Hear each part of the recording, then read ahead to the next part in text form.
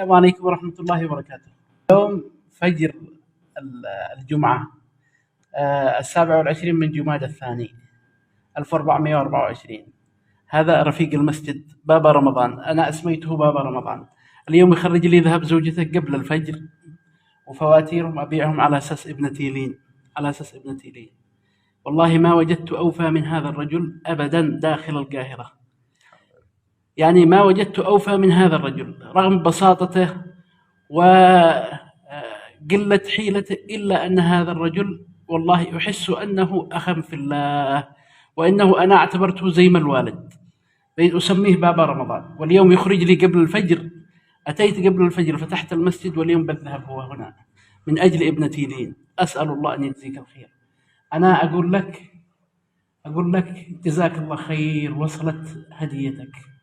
وابنتي اختارها الله عز وجل، ابنتي رحمه الله اختارها الله عز وجل. الحمد لله رب العالمين. نقول الحمد لله رب العالمين، نقول الحمد لله رب العالمين. اختارها الله عز وجل اليوم صبيحة الجمعة. الذين إذا أصابتهم مصيبة قالوا إنا لله وإنا إليه راجعون، أولئك عليهم صلوات من ربهم ورحمة وأولئك هم المهتدون.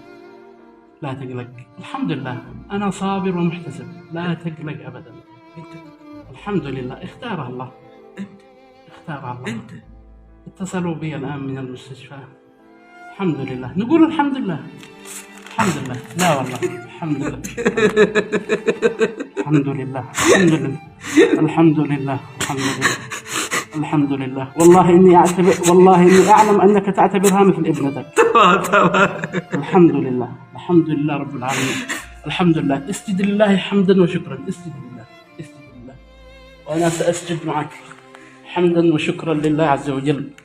الحمد لله، الحمد لله رب العالمين. الحمد لله، الحمد لله، الحمد لله، الحمد لله، الحمد لله، الحمد لله.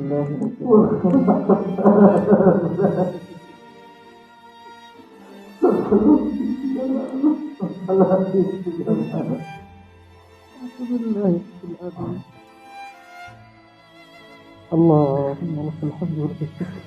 اللهم لك الحمد، اللهم لك الحمد والشكر يا رب. اللهم لك الحمد والشكر يا رب. اللهم لك الحمد والشكر يا رب.